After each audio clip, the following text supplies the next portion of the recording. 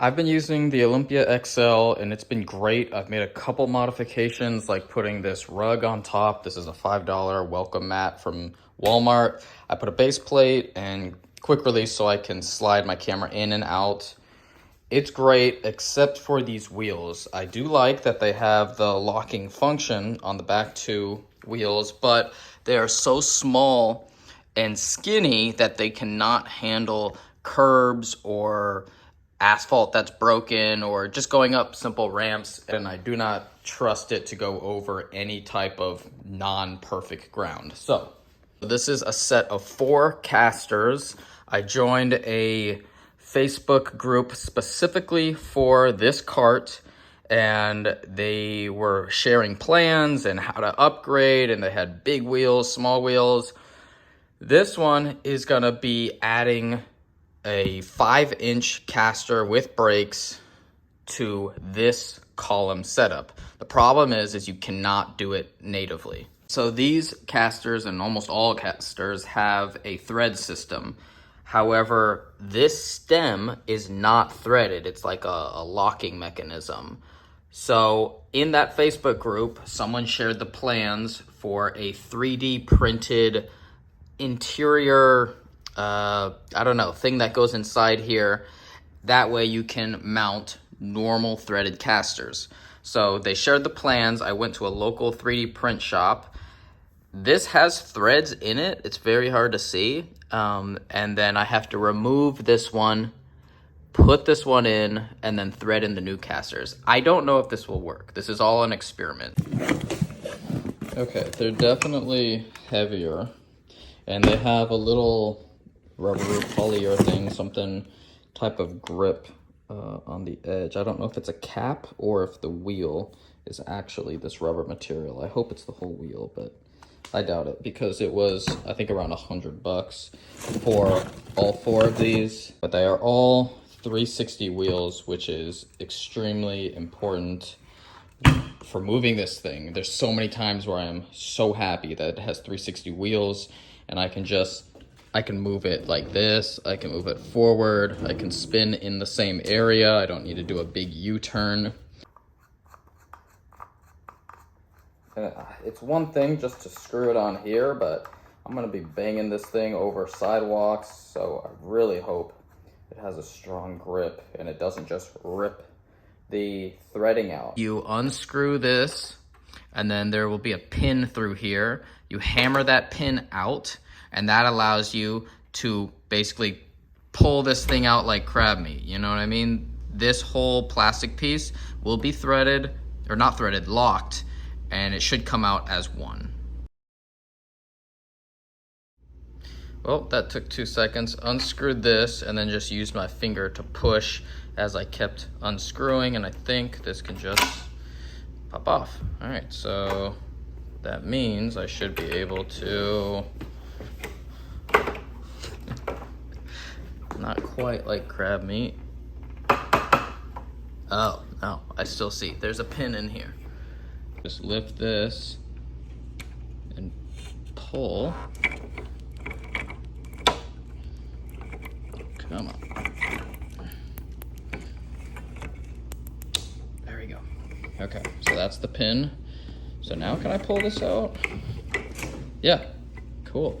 All right, so this is the stock one. And this is the one that I printed. And supposedly you're supposed to pry this off. I tried to pry here and these little inserts didn't work. So I felt some wiggle here. Oops. So let's try it again. Yeah, there we go.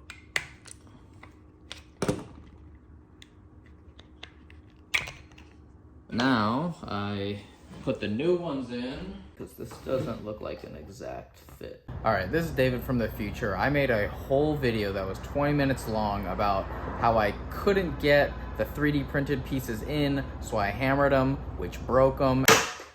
No! Bummer. And then I spent the whole day going back and forth to the hardware store, trying to pull out all the plastic bits, and eventually it worked. So what I could have just done, what I will show you, is you just use the OEM plastic bit that came around the normal wheels, and you just put the new casters in them. It's that simple. You'll see. So let's abandon that, even though I paid for it. And this might be a better solution anyways. Okay, now I gotta file down this wall, skinny wall, and this skinny wall. I took the file and got off the rest of the bits, just running it back and forth. It's pretty much clear. Did the same thing with this one, so now it should theoretically fit in here. And this way you can see the nut will hold it in that little channel. So let's go here. Can it clip? Hold on. Okay, we got one.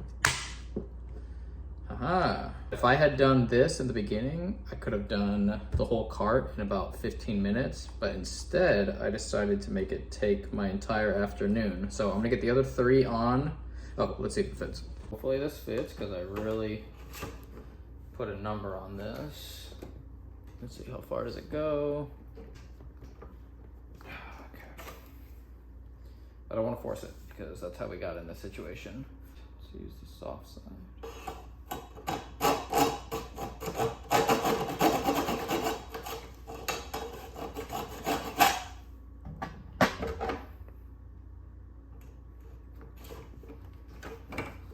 There we go. All right. So let's put our pin back through. Okay, easy.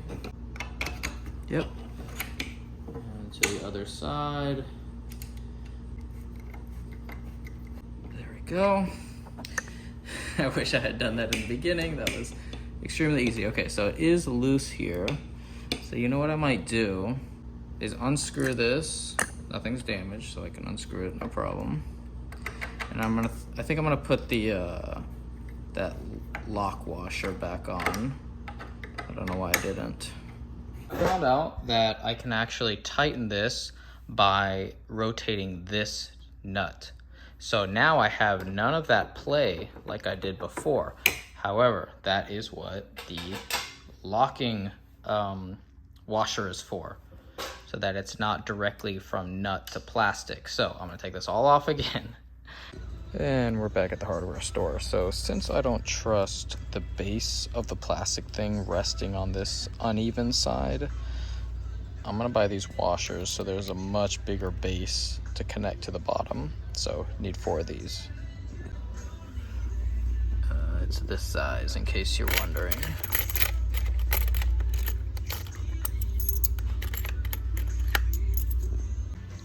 And just to be safe, let's grab 4 of these, which is this one.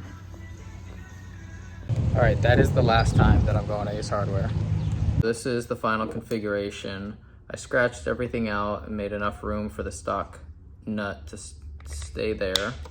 I can close it, and then I have the nut and washer that I purchased and the locking washer below that. And that way it connects and has a lot more surface area. So I can screw this on. Much easier than before. There we go.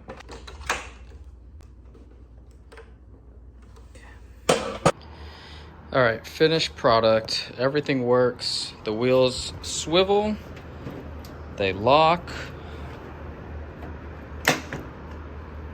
and they are smoother. Everything is about 3 inches taller. I went from 3-inch casters to 5-inch casters, but I added another maybe inch with this setup. I feel a lot better by having the washer here, a lot more surface area distributed, and I think that's it. That was not a tutorial, that was an experiment, and we finally made it home. This is what a fully loaded cart looks like. So tripod, stands, grip, all goes on the bottom shelf. Middle one is for lights. Remember, each level can hold 100 pounds, 300 in total. I just wouldn't put stuff directly in the middle since that's where it folds. And I do have an Amazon affiliate link for this cart in the description. I'll put the casters as well. And in the next 2 weeks, I have nothing scheduled on the books for being a director of photography, but that's how it normally goes. Usually about 72 hours out, I get a frantic call, an email, and they're saying, we'd love to book you right now. How much does it cost? We need to get you in there. So I will vlog that when those inevitably show up. And to wrap up the video, I'll just show you the FX6 because who doesn't like to look at that? I am happy I sold my C70. Canon, your products and business practices drive me crazy.